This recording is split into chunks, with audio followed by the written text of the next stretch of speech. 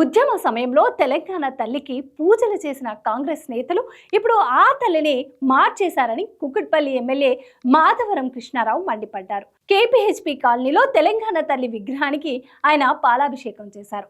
తెలంగాణ తల్లి విగ్రహం నుంచి బతుకమ్మను తొలగించడం దారుణమన్నారు. రాష్ట్రంలో అధికారం మారిన వెంటనే పేర్లు విగ్రహాలు మార్చడం కరెక్ట్ కాదన్నారు. బీఆర్ఎస్ అధికారంలోకి వచ్చాక పాత తెలంగాణ తల్లి విగ్రహాన్ని ప్రతిష్ఠిస్తామన్నారు. తెలంగాణ రాష్ట్రం ఏర్పడక ముందు కేసీఆర్ గారి నాయకత్వంలో 2007లోనే కళాకారులు, ఉద్యమకారులు, శిల్పీలంతా ఏకమై తెలంగాణ రాష్ట్రం ఏర్పడాలి,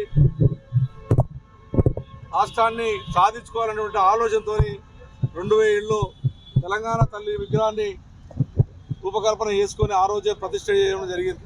దాని అనంతరం కూడా ప్రతి ఊర్లో, ప్రతి గల్లీలో, ప్రతి పల్లెలో కూడా ఇప్పుడున్నటువంటి విగ్రహం ఇక్కడ ఏర్పాటు చేసేటువంటి సురేష్ రెడ్డి గారి ఆధ్వర్యంలో ఆ రోజున 2007 ముందే 2007లోనే విగ్రహాలు ఏర్పాటు చేసుకున్నారు కుక్కట్పల్లిలో.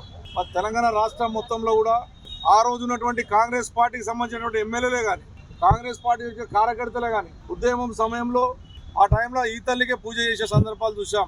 మరి సడన్గా 17 సంవత్సరాల తర్వాత ఇప్పుడున్న ప్రభుత్వం రేవంత్ రెడ్డి గారు తల్లినే మార్చేశాడు. మనం ఎప్పుడన్నా ఒక భగవంతుని చూడాలన్నా, ఒక అమ్మవారిని చూడాలన్నా మనం ఒక కిరీటం అనేది కంపల్సరీ ఉంటుంది అమ్మవార్లకు.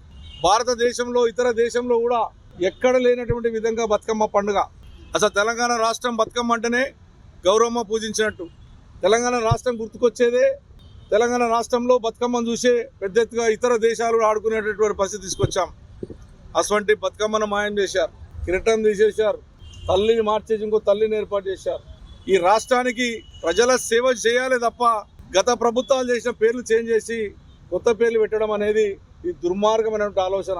ఇలా మీరు చేంజ్ చేస్తారు, మేము వచ్చినాక మేము చేంజ్ చేస్తామన్నటువంటి ఆలోచన ఇది కరెక్ట్ కాదు.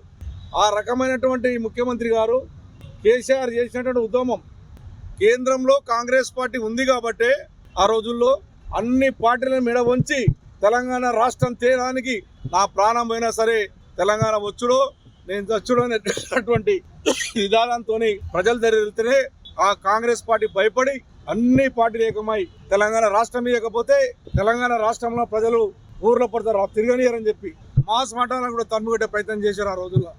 దానికి కీలక ప్రయత్నం చేసినటువంటి ముఖ్యమంత్రి ముందున్నటువంటి ముఖ్యమంత్రి కేసీఆర్ నాయకత్వంలోనే తెలంగాణ ఏర్పడింది.